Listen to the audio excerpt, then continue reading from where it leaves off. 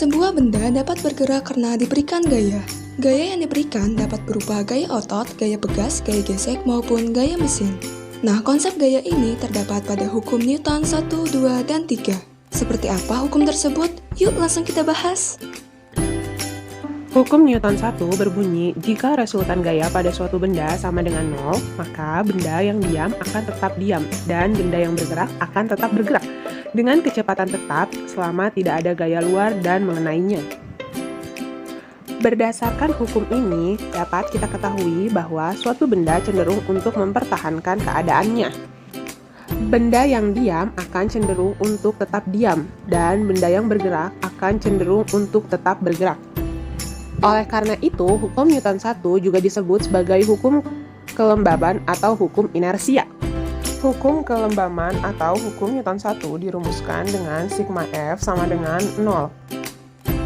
Contoh dari hukum Newton 1 adalah pada saat kita sedang naik bus, pada saat itu tubuh kita ada pada posisi duduk nyaman. Namun tiba-tiba karena ada yang menyeberang sembarangan, supir bus langsung mengerem mendadak, sehingga otomatis tubuh kita pada saat itu akan terdorong ke depan dan berusaha kembali ke posisi semula. Hukum Newton 2 berbunyi percepatan sebuah benda akan berbanding lurus dengan gaya total yang bekerja padanya serta berbanding terbalik dengan masanya.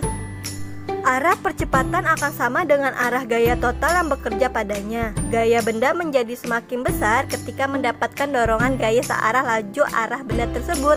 Sebaliknya, jika diberikan gaya berlawanan atau gaya tolak melawan gaya benda itu, laju gaya akan melambat atau mengecil karena terjadi perubahan kecepatan dan perubahan laju.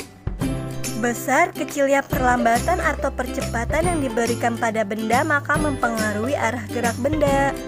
Rumus hukum Newton 2 yaitu F sama dengan M dikali A, di mana F merupakan gaya yang satuannya Newton, M merupakan massa benda yang satuannya kilogram, dan A merupakan percepatan yang satuannya meter per sekon kuadrat. Contoh hukum Newton 2 yaitu terlihat pada waktu melempar bola secara vertikal ke atas.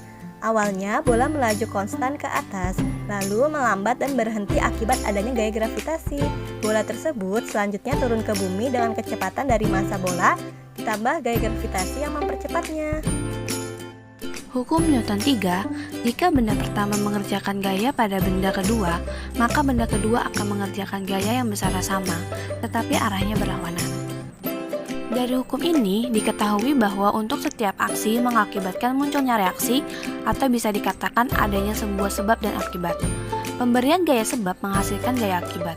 Gaya aksi reaksi ini bekerja saling berlawanan dan bekerja pada benda yang berbeda-beda. Rumus hukum Newton 3 adalah F aksi sama dengan min F reaksi.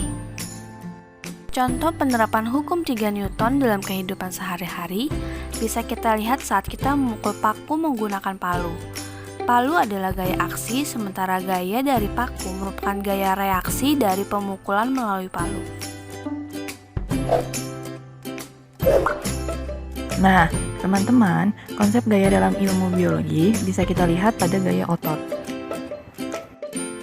Otot adalah jaringan tubuh yang memiliki kemampuan untuk berkontraksi sehingga disebut sebagai alat gerak aktif. Dengan demikian, gaya otot adalah dorongan atau tarikan yang bekerja pada suatu benda yang bersumber dari otot manusia.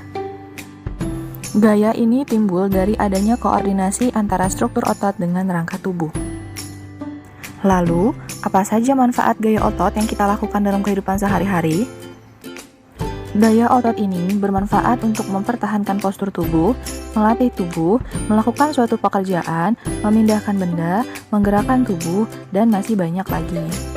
Contoh gaya otot adalah ketika seseorang mengangkat beban. Untuk mengangkat beban, otot di dalam tubuhnya berkoordinasi sehingga mampu menggerakkan tangan untuk mengangkat beban yang ada.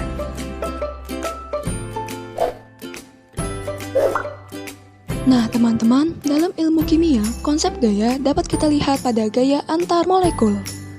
Gaya antar molekul adalah gaya tarik antar molekul-molekul yang berdekatan. Gaya antar molekul pada umumnya merupakan gaya tarik listrik statis atau elektrostatik antara muatan positif dan negatif.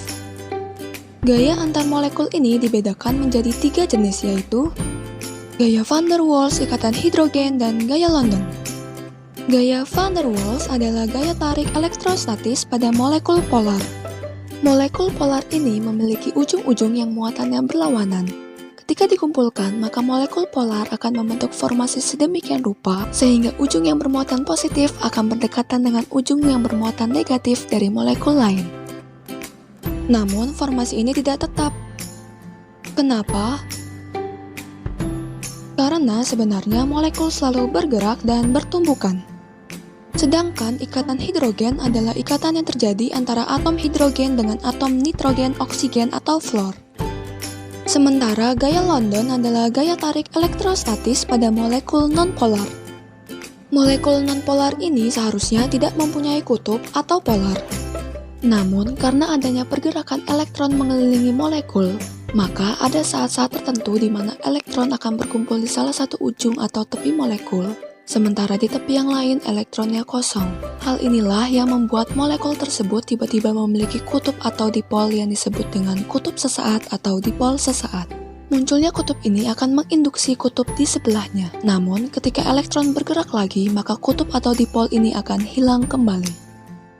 Nah, itulah konsep gerak dan gaya bila ditinjau dari fisika, biologi, dan kimia.